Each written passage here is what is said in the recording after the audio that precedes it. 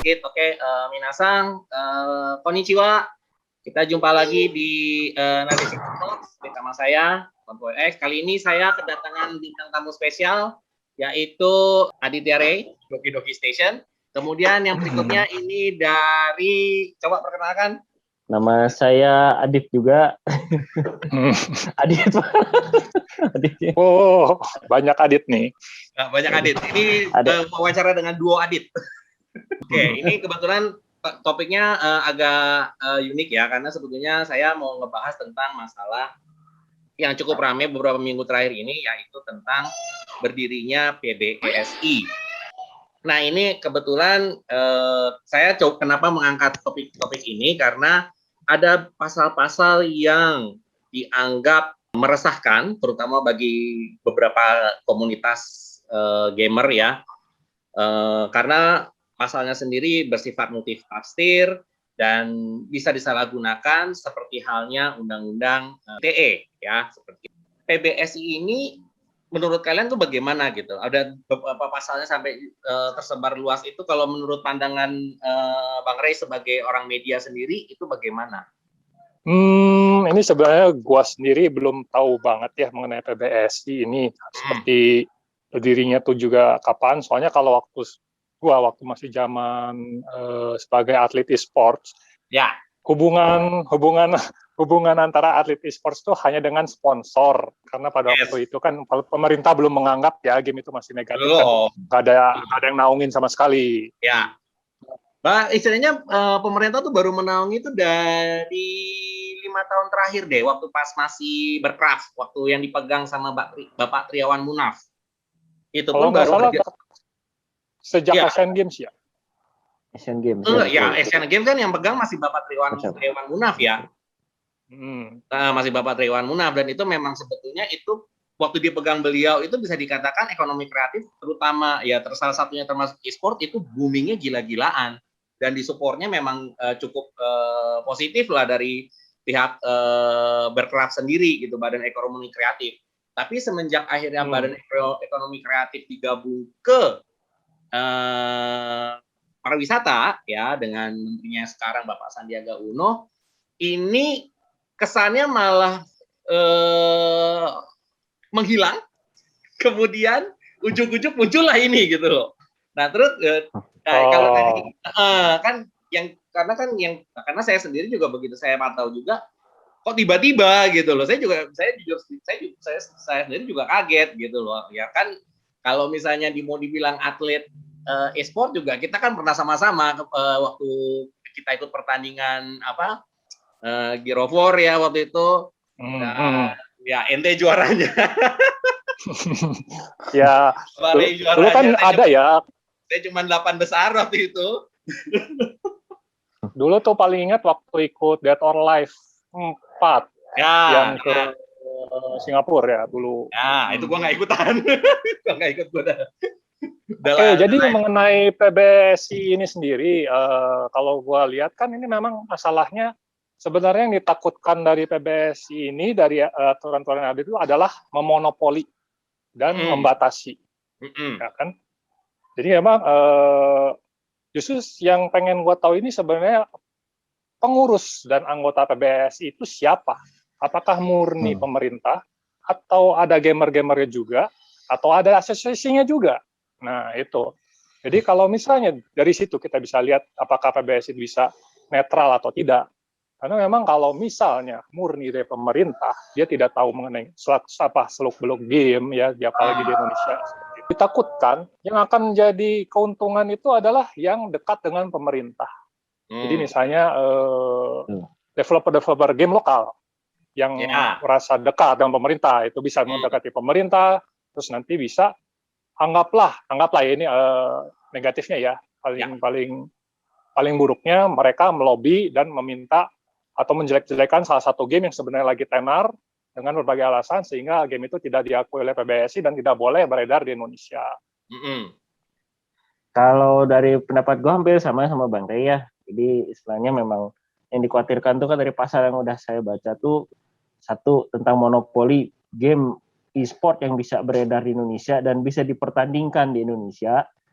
Kedua juga adalah peredaran game yang non e-sport, karena ada beberapa poin yang katanya jika game ini tidak disetujui oleh PBESI, anggaplah lagi offline ya, bukan e-sport ya. Anggaplah kayak Command Conquer aja lah, nggak ada e-sportnya kan. Ya. Belum ada e-sportnya. Nah, tiba-tiba nggak diakui oleh PBSI, dan itu akan ditindak. Yang paling parahnya itu adalah poin akan ditindak menggunakan penegak hukum gitu. Jadi, loh, ini gimana kita mau beli game, misalnya kita mau beli game nih Steam ya, anggaplah Tokimeki Memorial atau enggak Dead or Alive yang anggaplah yang agak kontroversial, Dead or Alive yang baseball ya gitu. Ya, baseball. PBSI di Steam kan sudah tersedia gitu kan, dan bisa dibayar, apalagi dengan dipermudah, nggak usah pakai kartu kredit, sekarang udah bisa pakai Dana. Nah tiba-tiba PBSI bilang ini tidak boleh. Terus yang udah beli misalnya ketahuan nih dari IP-nya, apa tiba-tiba langsung digerebek sama polisi gitu. Itu satu poin yang agak konyol kan itu, karena itu nganggapnya ke game ke poin yang agak aneh, yang ambigu itu masalah peredaran game. Terus kedua juga untuk masalah ke e-sport, sebenarnya e-sport ini kebetulan kan aku juga ikut lumayan e-sport, agak macam-macam ya variannya. Jadi nggak cuma kalau Dota aku sih dulu ikut-ikutan cuma di Ocean Game yang di Champlas itu ya istilahnya lokal. Tapi kalau untuk yang nasional dulu sempat Call of Duty Modern Warfare 4, terus sempat StarCraft 2, walaupun itu ya masih penyisian ya gitu. Nah, yang jadi pertanyaan adalah kalau misalkan sekarang kan pemerintah anggaplah tanda petik dengan istilah boomernya mereka kan tahu, oh game on e-sport yang booming di Indonesia tuh cuma PUBG Mobile, Free Fire, sama Mobile Legend atau AOV udah 4 itu. Nah, 4 itu. Sedangkan misalkan kita ada StarCraft 2 nih, padahal StarCraft 2 itu bisa dibilang udah booming banget, bahkan sampai jadi di Korea itu jadi kayak udah olahraga mereka sendiri gitu.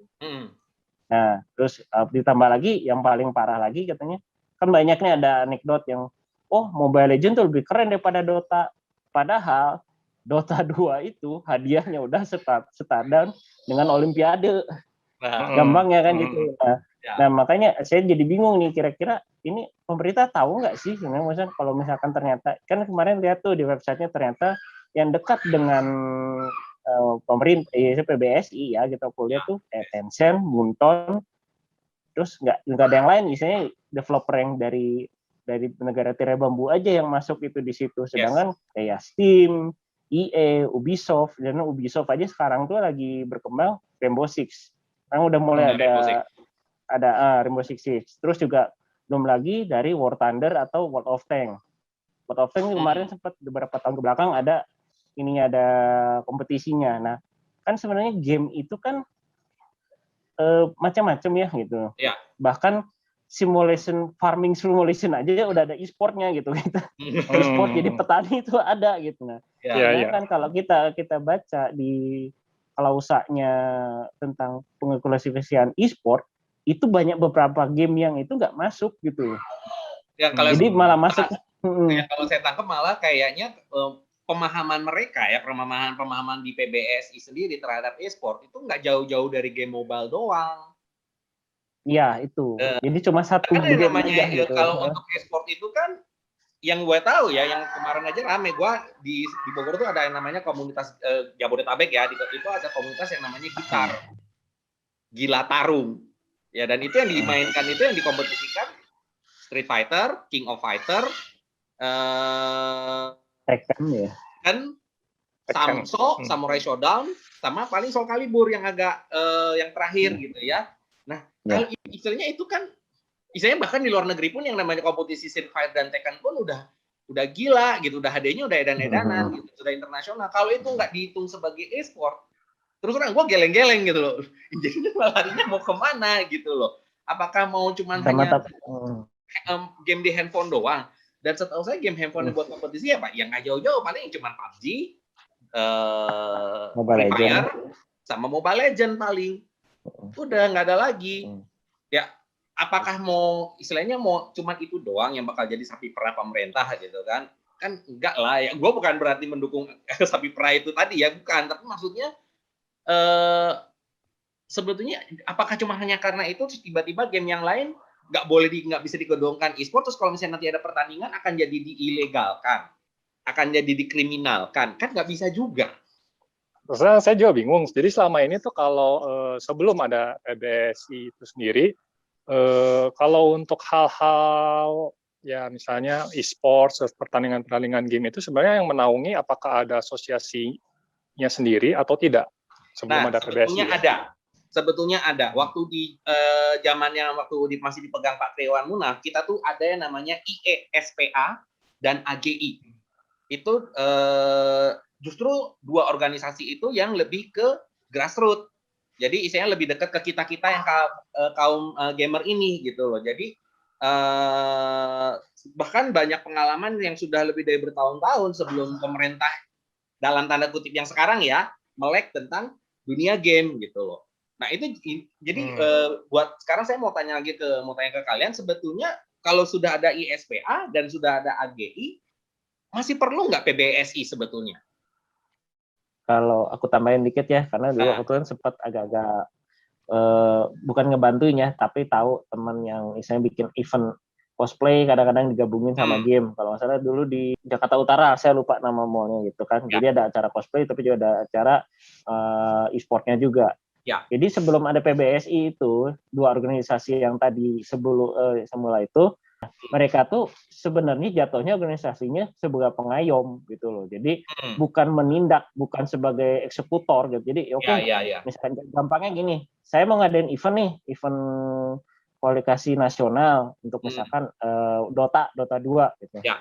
Nah, akhirnya mereka kasih ya istilahnya ini loh aturannya gitu loh. Kalau mau ngadain secara nasional, ini aturan permainannya, terus cara penilaian poin menangnya bagaimana gitu. Nah itu aja gitu. Jadi istilahnya nggak sampai harus, wah ini game apa ini menindak, enggak gitu. Karena juga kalau nggak salah yang waktu itu ada World of Tank juga, mereka juga ya sudah yang penting apakah nanti misalkan nih gamenya apakah ada terlihat darah atau apa, atau misalkan darahnya bisa diedit kayak misalkan Street Fighter, karena kan takutnya yang penontonnya ada anak kecil gitu. Ya.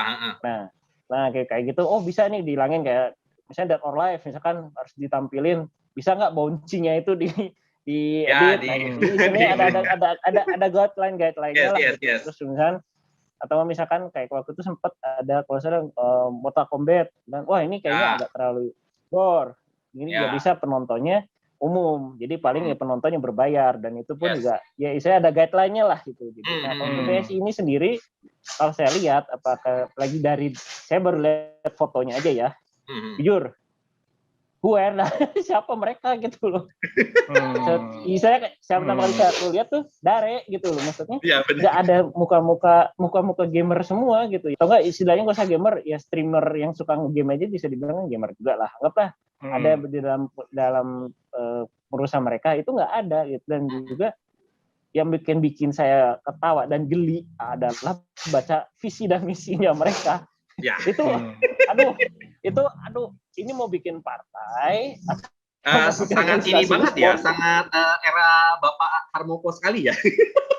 Ya, itu yang menjadi catatan datanya kan. Terus juga ini, dan sebagai istilahnya saya pemain gitu ya, sempat juga ikut e-sport juga, urgensinya mereka berdiri sekarang tuh buat apa gitu. Ya itu yang paling penting. Sekarang kita masih pandemi. Event-event game kompetisi kan nggak ada, kita nggak bisa ngadain acara kan. Paling juga sejauh-jauhnya online juga mungkin kita terkendala sama ya koneksi internet kita gitu kan, nggak bisa ya. Mungkin Dota mungkin masih ada, Mobile Legends mungkin ada, tapi ya kisahnya untuk yang benar-benar skala sampai pertandingan besar itu juga belum ada eventnya gitu. Karena masih pandemi, nggak bisa. Dan kenapa mereka muncul sekarang? Kenapa nggak muncul ya 2 tahun lagi lah, 3 tahun lagi lah gitu. Terus juga kalau 3 tahun lagi nggak sempat Pak, keburu pemilu. Tapi kayaknya gini deh, aku juga kepikiran gini, ini kayaknya ini PBSI ini selain buat ngincar ya, kalau saya bilang ngincar dari segi game juga, apalagi sekarang kan juga yang lagi rame kan ini ya YouTuber ya di Indonesia. YouTuber. Kemungkinan itu juga pasti akan diarah juga Pak.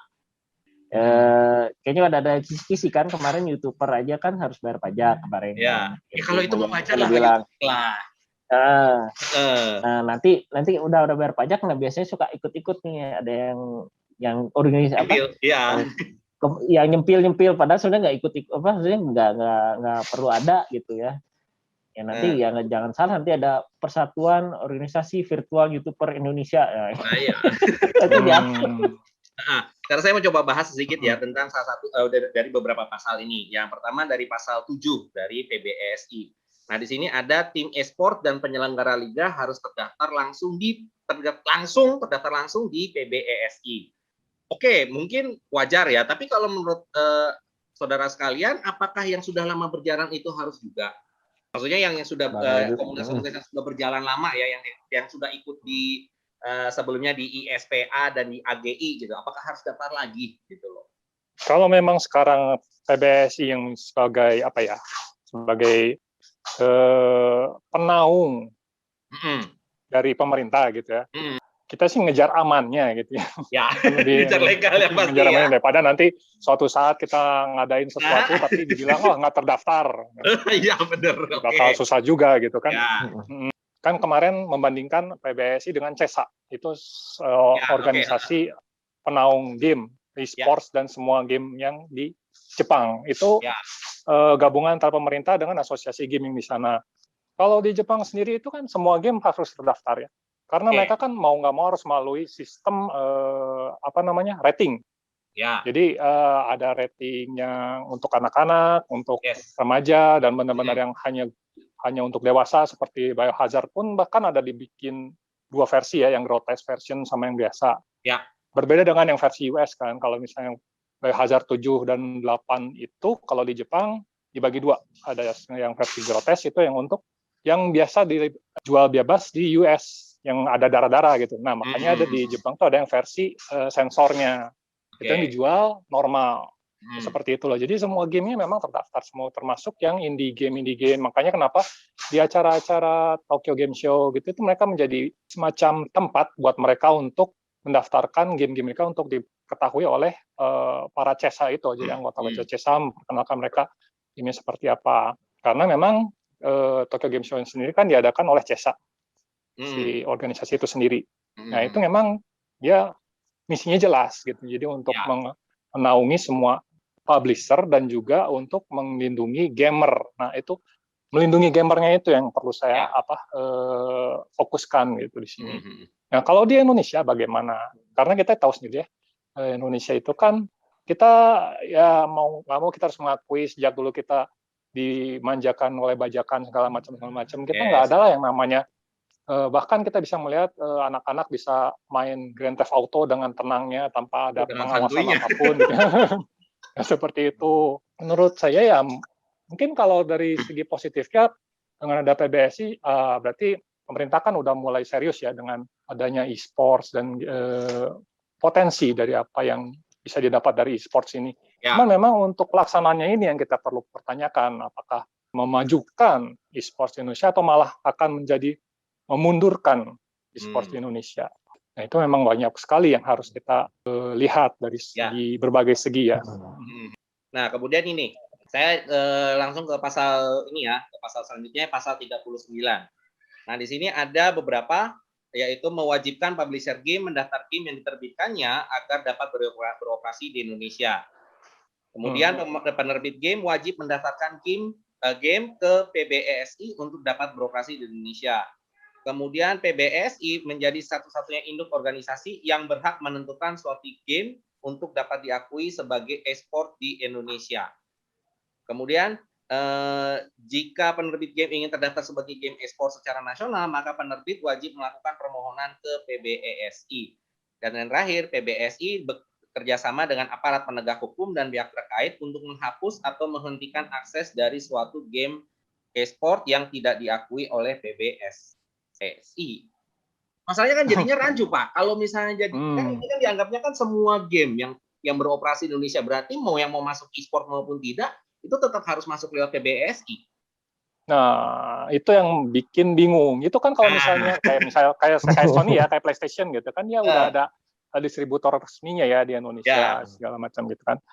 Mungkin itu hubungannya dengan Sony Indonesia. Kalau gue sih ambil Jepang aja ya. Ya. Ada beberapa game US yang emang tidak boleh di lokalisasi di Jepang, tapi diimpor langsung boleh. Oh, oke. Nah, itu apakah bakal sama seperti itu atau tidak? Gue juga bingung. Kalau untuk dari segi offline, kalau memang masih ada kebebasan seperti itu ya, buat gue sih tidak masalah ya. Cuman kalau misalnya sampai ya ternyata itu merembet sampai ke bea cukai segala macam, ada pengawasan mengenai game yang masuk segala macam itu, dan nanti kalau misalnya ada peraturan setiap game yang masuk harus lewat PBSI, nah itu yang bakal jadi repot. Nah itu bakal gue permasalahkan selanjutnya. Masalahnya gini aja Pak, game HP aja ya, game mobile aja ya, gue ngambilnya game mobile deh. Kayak game yang gue mainin aja, Azure Lane. Itu kalau sampai harus lewat PBSI, kemudian dilarang karena itu tampilannya banyak yang pakaiannya vulgar, ya lucu aja Pak kalau sampai harus lewat situ gitu. Udah gitu yang orang-orang itu kan boomer semua, begitu nggak kayak gitu kan pasti kalau nggak jantungan, deg-degannya lain kan. Kemudian kalau misalnya diajukan di ban di Play Store, jadi nggak akan ada di Google Play Store gitu. Pak, saya download Tokimeki Idol aja bukan di Play Store Pak, saya dapat ngambilnya dari QF. Efektif sih enggak, kalau bilang nggak akan efektif yang kayak begitu gitu loh. Karena ya lu mau nge-ban Play Store, masih ada QF nggak akan bisa di-ban. Mau nge-ban gimana coba? Kalau misalnya mau di IP-nya di-ban, masih ada VPN. Kalau aku sih gini, kalau aku nangkep ya, PBSI mungkin punya misi yang mulia ya, bisa dibilang untuk mulia sekali. Istilahnya ya mungkin mau mendekati kayak yang di Jepang ya, dan di Amerika sendiri untuk melindungi konsumen kan. Yes. Dalam artian kayak di sini kita memang aku sendiri juga latihan aku juga kalau aku lagi main GTA aku matiin gitu ya. Misalnya kan memang di sini kan parah banget GTA gitu, anak bocah udah bisa main. Nah itu kan memang jadi concern buat kita semua. Yes. Cuma kadang-kadang yang sering jadi dilema lagu lama adalah implementasinya itu kadang-kadang suka salah arah. Betul. Karena kenapa? Karena di organisasi itu diisinya bukan orang-orang yang berkompeten gitu loh. Jadi kadang-kadang cuma orang-orang yang penting game seperti ini. Mereka bacanya cuma kulitnya aja. Pas saat untuk melakukan eksekusinya, mereka bingung gitu loh. Itu gini, kok begini. Nah, contohnya aja sekarang gini, kayak semua game harus terdaftar. Ya, nanti kalau misalkan nanti game-game, misalkan nih, aku kan lagi main nih sekarang Rainbow Six kan sering nih ya, misalnya kompetisi kecil-kecilan di di online-nya aja, gitu, kompetitif doang gitu. Terus tiba-tiba karena si Ubisoft tidak mendaftar, terus tiba-tiba ditutup. Terus gimana? Apalagi gak usah jauh, nanti Blizzard juga. Karena StarCraft 2-nya nggak terdaftar, ditutup juga gitu. Nah kan padahal sebenarnya kalau aku ambil jalan tengah, untuk masalah game ini tuh nggak bisa saklek gitu. Game ini nggak terdaftar, nggak bisa. Game ini sudah terdaftar, enggak, silakan. Nggak bisa gitu, karena memang banyak poin-poin yang memang fleksibel gitu. Karena game aja itu macam-macam gitu loh, nggak harus ya balik lagi. Sekarang gini, game kompetitif terlama yang sampai sekarang masih ada pertandingan dunianya itu adalah Tetris. Tetris itu masih ada sampai sekarang. Nah, tiba-tiba kalau ini kan developernya bingung nih dengan Tetris yang sekarang mau pakai yang mana, yang dari versi Nintendo atau gimana kan? Terus tiba-tiba kita mau komputer zaman dulu yang versi Rusia. Iya. Atau mau versi yang Rusia yang zaman dulu banget. Nah, nanti tiba-tiba kita mau ngadain kompetisi nih Tetris, karena misalnya aku tahu kompetisi Tetris di Indonesia pun juga banyak gitu kan, dan itu juga banyak atletnya juga udah bisa dibilang ranking dunia juga gitu untuk atlet Indonesia. Nah tiba-tiba kita mau ngadain kompetisi penyisian untuk yang nasional dulu, tapi ternyata si developer Tetrisnya ini tidak bisa didaftarkan karena memang game Tetris ini kan sudah banyak variannya kan, ada Nintendo, dari Sega, ada yang dari asli Rusianya gitu. Terus nanti mau gimana, nggak boleh gitu kan. Terus, jadi sebenarnya kalau PBSI ini pengen mau niat mulianya tercetus, aku nggak jelekin PBSI itu jelek banget ya. Ini bagus banget karena memang seperti aku melihat mencontoh seperti Jepang supaya konsumen dan juga orang tua itu terlindungi kan. Gitu, ada batas-batasnya. Nah, sebenarnya yang perlu diperbaiki adalah ya satu pasal yang istilahnya terlalu gak fleksibel. Kedua juga ada harus perubahannya pengurusannya, termasuk ketuanya. Ya. Ya harusnya orang berkompeten. Sekarang gini, organisasi Formula One, tapi yang diisinya bukan orang-orang mengerti tentang mobil dan tentang Formula One, tapi diisinya orang-orang partai politik misalnya gitu. Nah F1 itu nanti menjadi apa? Ini contoh aja ya. Contohnya sekarang yang ekstrim aja lah gitu ya.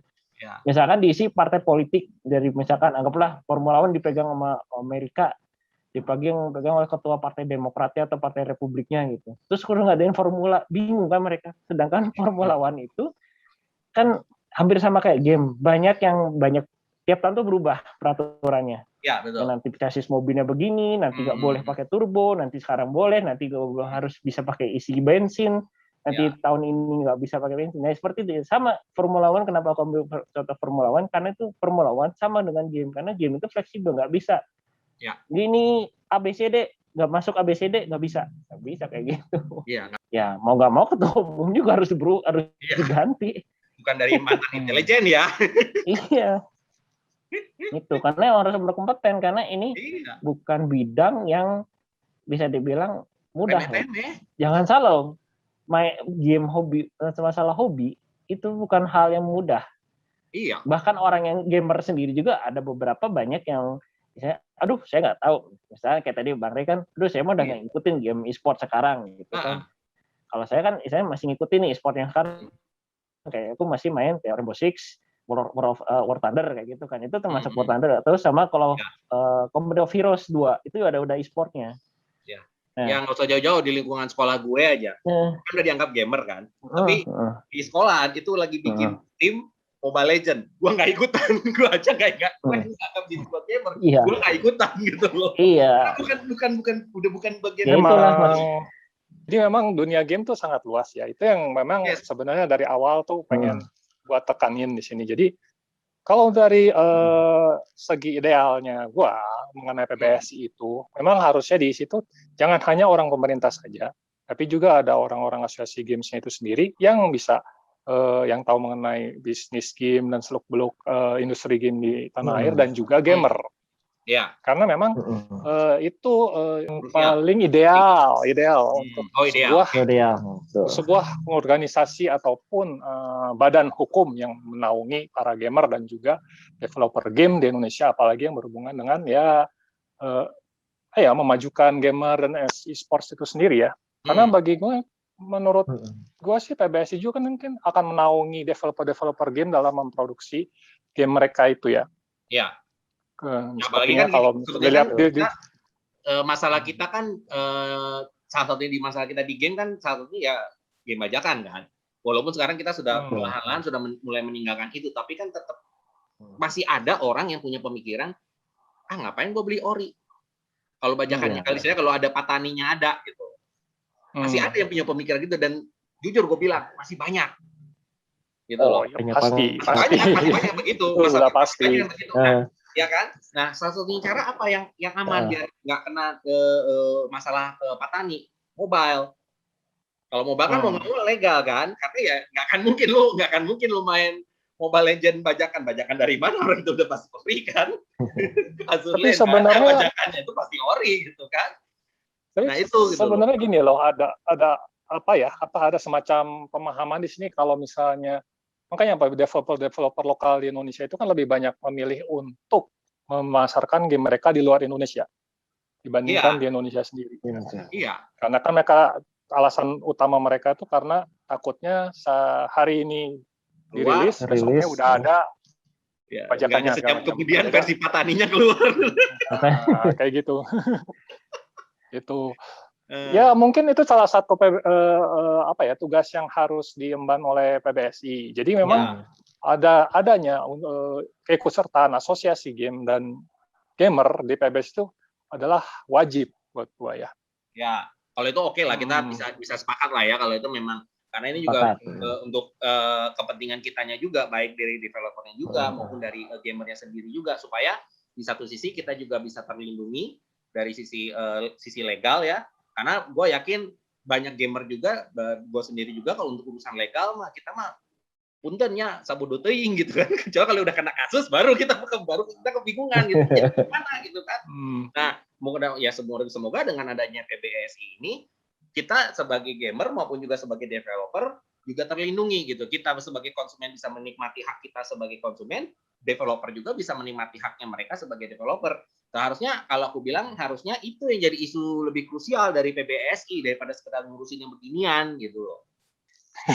Kalau dari segi asosiasi games sendiri, apakah ada yang mengajukan keberatan ke PBSI atau bagaimana ya? Waktu itu soalnya ada kan ini sih yang mengajukan keberatan, tapi di daerah kalau nggak salah jatuhnya tuh asosiasi game di daerah ya, dan itu kalau nggak salah daerah mana ya? Banten kalau nggak salah, yang mengajukan ketidaksetujuan akan pasal-pasal ini gitu, karena disebutnya pasal karet gitu kan dan sebagainya.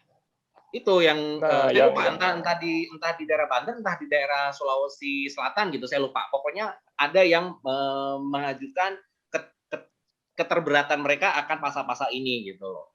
Dan waktu itu sampai terakhir yang saya dapat informasinya itu PBSI masih ngotot dengan pasal-pasal ini gitu loh, dan tidak dijelaskan secara detail, tapi dia bilang ini harus tetap jalan gitu.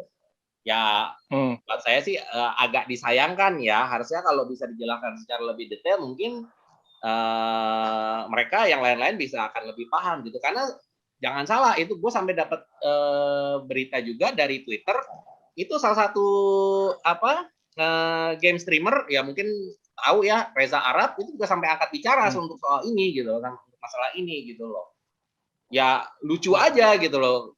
Bahkan istilahnya Reza Arab yang bisa dikatakan YouTuber gaming tenar lah ya, kan memang sekarang kan peringkat dia udah jauh lah di atas kita lah istilahnya ya, prestasi dan segala macamnya.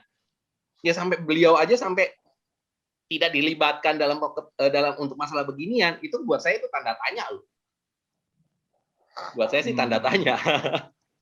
Kenapa orang seperti Reza Arab tidak dilibatkan? Padahal jelas-jelas dia yang sudah malang melintang lah sekarang di dunia e-sport lah, bisa dikatakan kan begitu. Ya ada apa ini gitu loh? What's wrong kan? Ada apa? Jadi ya mudah-mudahan kedepannya bisa lebih inilah, orang mungkin ya dengan begini mungkin nanti orang-orang seperti Reza Arab bisa dilibatkan lah. Kalau saya sih mikirnya begitu. Ya kalau saya tambahan ya, sebenarnya kalau PBSI ini pengen bisa mau melindungi konsumen atau apa, harusnya pasal-pasal yang represif itu tuh nggak usah ada gitu loh. Jangan dulu gitu loh. Jangan dulu. Represif gitu. Jangan dulu. Jadi sebenarnya kalau PBSI ini pengen misalnya sebagai memang melindungi baik gamer, developer, dan juga konsumen gitu, ya harusnya mereka sosialisasi dulu, jangan ujuk-ujuk langsung dong aja ada gitu. Apalagi untuk konsumen ya. Sebenarnya kan tinggal peningkatan edukasi ya orang tua gitu loh. Sebenarnya kan kadang-kadang orang tua, jujur kalau aku anak aku sekarang aku edukasi gitu ya. Kalau bukan gamenya dia, misalnya aku lagi main ini kan Mortal Kombat, anakku datang aku matiin, aku ganti jadi film Blippi lah atau apa gitu. Sedangkan kalau banyak orang tua yang udah sok main aja, main GTA, kadang aku geleng-geleng. Nah itu kan sebenarnya edukasi, atau enggak malah main Mortal Kombat, wah asik mah gitu kan. Karena aku sempat ke keponakan main Mortal Kombat, keluarin fatality, umur anak masih 6-7 tahun, buset dah itu. Nggak usah gitu, waktu zaman gua masih dulu di toko mainan itu, waktu orang personil Project Pop datang, si Bang Isur nanya, Pak, Pak, game Mortal Kombat boleh nggak buat anak saya? Saya bilang jangan. itu sih edukasi itu dulu. Iya. Ya, apalagi nanya game girl itu lebih parah lagi. Makanya biasanya edukasi dulu gitu kan. Iya. Memang seperti kayak Bang Re bilang sendiri, game itu luas dan nggak bisa saklek gitu loh, karena memang satu untuk dari konsumen yaitu edukasi, kedua untuk developer harus benar-benar nanti langkahnya itu seperti apa payung hukumnya gitu, developer indie kayak gitu. Misalnya nanti kita kebantu misalkan gini ya, anggaplah kayak kemarin Dropout dia ngeluarin gamenya, aku kan beli itu di Steam, terus tiba-tiba nggak lama ada yang keluar bajakannya, padahal aduh udah murah gitu loh, di bawah 100.000, padahal lu juga kalau beli kalaupun ada yang misalnya nggak mau download, dia beli misalkan anggaplah di salah satu game-game bajakan di depannya ITB atau apa, harganya hampir sama gitu, malah ini kan lebih mahal. Nah, terus apalagi ya kayak gitu kan developer tuh harus kasih payung hukum supaya enak. Jadi misalkan nih ketahuan nih ada game, aku bikin game terus ternyata dibajak, dan itu yang ngebajaknya orang Indonesia. Nah, disitulah harusnya peran hukum, si penegak hukum tuh bergerak. Oh, ini ketahuan nih, kan bisa di trace lah siapa yang upload kan, kasih tindakan, entah ditangkap atau disita gitu. Nah itu kan harusnya seperti itu gitu. Terus juga untuk game developer luar juga ya kasihlah tempat dan juga birokrasi yang berbelit gitu. Misalkan gini, anggap Square Enix dia atau Bandai Namco gitu, dia pengen wah ternyata player untuk game-game Bandai Namco banyak gitu ya.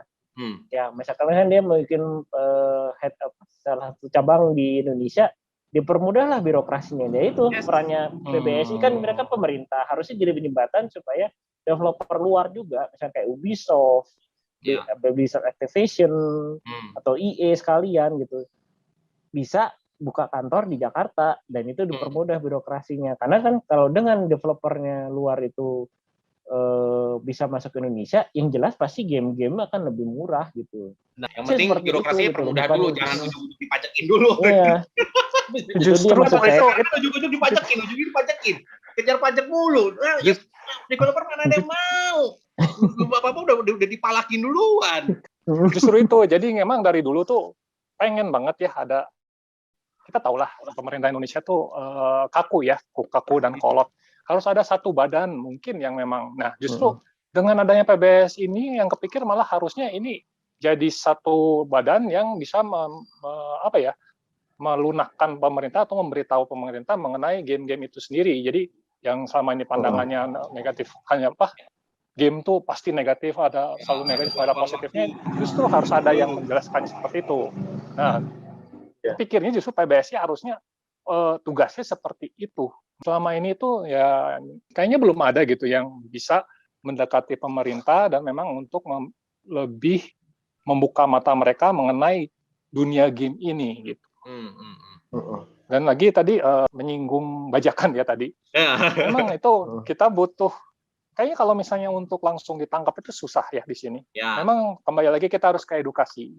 Kayak misalnya pernah dikasih tahu sama salah satu developer game di Indonesia itu, salah satu caranya adalah memberitahu atau memberi pemahaman bagaimana kalau misalnya game itu adalah buatan teman Anda dan Anda yang memajak gitu. Bagaimana, apakah Anda memikirkan perasaan teman Anda yang sudah menghabiskan banyak waktu, banyaknya, dan tiba-tiba Anda bajak dengan mudah gitu kan. Nah, semacam kayak ada edukasi seperti itu.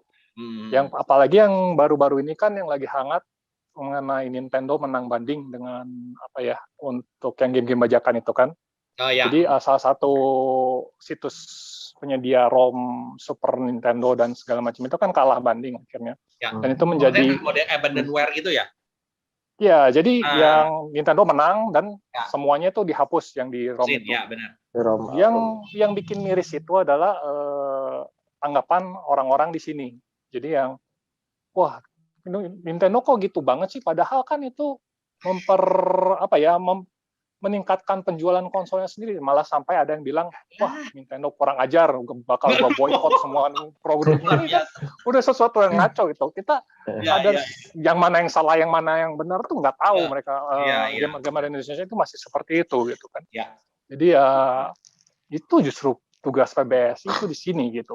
Iya. Nah, kalau misalnya kalian para gamer nih ya, kalau pengen gamenya murah, ya dukung dong upaya supaya developernya bisa masuk ke sini gitu, buka kantor di sini. Karena justru kalau buka kantor di sini, dia akan developnya kan di sini. Berarti kan biaya yang harus kita bayar kan sama aja dengan hanya bayar biaya produksi, bukan bayar distribusi dan lain-lain gitu loh. Karena kayak gitu-gitu kan biaya kenapa beberapa produk itu jadi mahal? Karena kan pertama biaya untuk distribusi. Kemudian kan biaya untuk izin. Karena tiap negara kan pasti punya dalam tanda kutip izin yang berbeda, dan itu juga termasuk dengan pajaknya. Kalau misalnya sebetulnya pemerintah kita kan sudah membuka, kalau misalnya kamu buka perusahaan di sini, berarti pajaknya juga lebih ringan daripada kamu istilahnya beli dari luar gitu, impor gitu. Kan pajaknya pajak impor, dan pajak impor kan kadang-kadang ya tahu sendiri berlipat-lipat gitu ya. Nah, itu loh yang harusnya bisa jadi pemikiran kita gitu, pemikiran kita. Udah jangan terlalu terlena lah dengan yang namanya barang-barang Pak Tani gitu loh. Saatnya kita harus berpikir juga gitu loh. misalnya sekarang Steam kan sekarang juga bisa dikatakan harganya bisa Murah, dibilang cukup gampang. terjangkau kok, cukup terjangkau. Bahkan kadang-kadang kalau misalnya dibilang terlalu mahal ya tinggal tunggu aja diskon tadi, diskon ya. panas, diskon Black Friday, diskon apapun lah. Dan itu saya kaget karena saya pernah nemu game Tales of Berseria itu yang tadinya harganya 800.000 tiba-tiba langsung pas lagi ada diskon jadi 200.000. Waduh, wah itu murah banget dan sempat gue sikat akhirnya gitu kan. Mendingan gue ambil dari Steam gitu kan. Dan itu kan dari Steam itu kan, kalau lagi baik ini. Lagi baik. Epic Game GTA aja deh sampai gratis kan. Nah, itu dia. Nah, itu dia gitu loh. Sebenarnya yang pintar itu Xbox kalau kata saya ya. Jadi saat ini tuh Xbox kan memberikan layanan Xbox Game Pass namanya itu. Jadi dengan membayar, masih mahal sih karena memang pasarnya mereka masih membidik Asia Tenggara itu sama dengan Singapura. Kita tahu sendiri taraf hidup Singapura kan masih lebih tinggi daripada Indonesia ya. Jadi harganya masih tinggi mungkin. Tapi buat gue sendiri untuk harga 150.000 per bulan itu sudah sangat murah. Kenapa? Karena mereka 150.000 mah nggak mahal-mahal banget lah, Dit. Apalagi game-game yang baru rilis pun bisa langsung dimainkan gratis. Nah iya. Ya, 150.000 bahkan per bulan ya itu ya? Bahkan dengan 150.000 itu kamu tuh bisa dapatkan ratusan game gratis.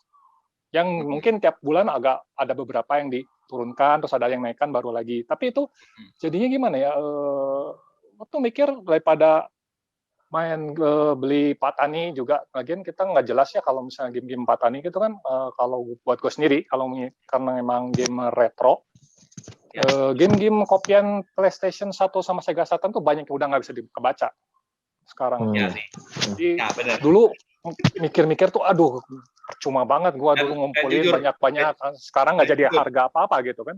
Dan jujur, Sega Saturn itu ROM-nya untuk di emulator itu termasuk paling nggak ada ROM Sega Saturn. Kalau PS mungkin masih agak banyak, tapi kalau Saturn itu mau nggak mau harus beli ori, karena ROM itu nggak bisa dikatakan banyak yang nggak jalan kok. Ya sih. Ya kan? By the way. Ya kan?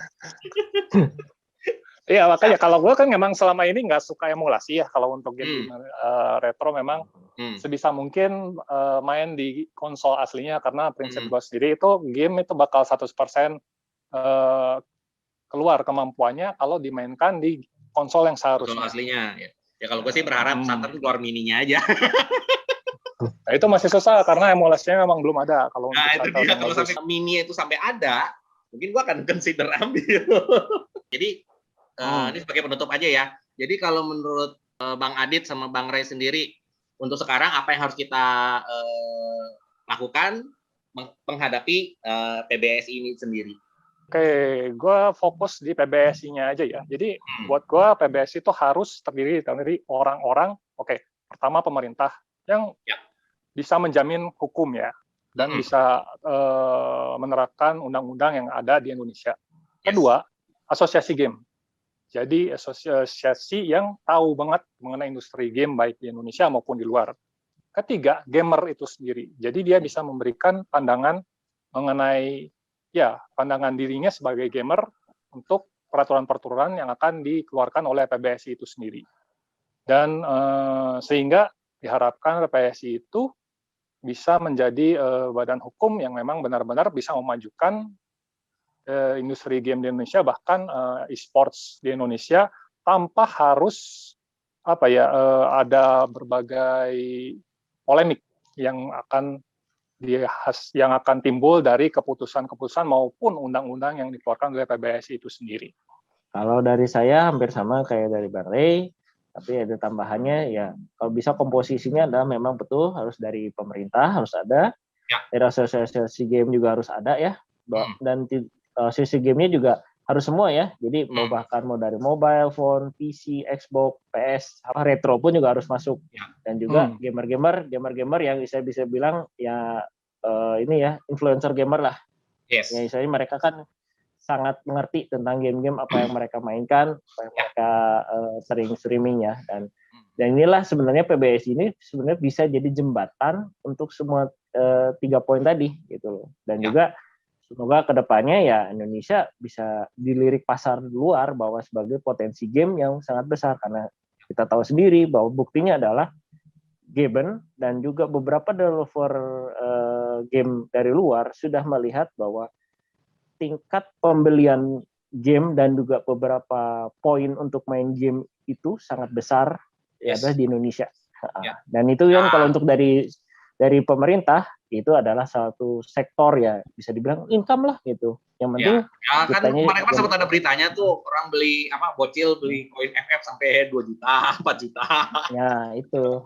Ya semoga nanti ke depannya kita sebagai konsumen bisa terlindungi, developer juga yang baik indie maupun developer yang besar juga terlindungi secara hukum, dan pemerintah juga bisa melindungi juga gitu, dan juga bisa mendapatkan income yang bisa dibilang lumayan besar gitu. Apalagi nanti ke depannya kita sudah tahu bahwa Asian Game itu udah ada e-sportnya macam-macam, nggak cuma satu. Terima kasih. Sama terakhir. Jangan beli bajakan. Oh ya, hindari Patani ya. Patani urusan di sawah aja, oke? Ya. Kalau bajakan beli beras aja sama nasi Patani. Iya, betul. Jangan beli game. Iya. Oke, terima kasih untuk Bang Adit juga Bang Ray. Sukses terus untuk usahanya masing-masing ya, terutama Bang Ray di Doki Doki Station. Kalau misalnya mau tahu lebih detail tentang Doki Doki Station, silakan cek aja di Doki 2 Station. Oke, kalau selain main di World of Tanks, kegiatannya apa aja sekarang? Sementara jadi pengusaha mie.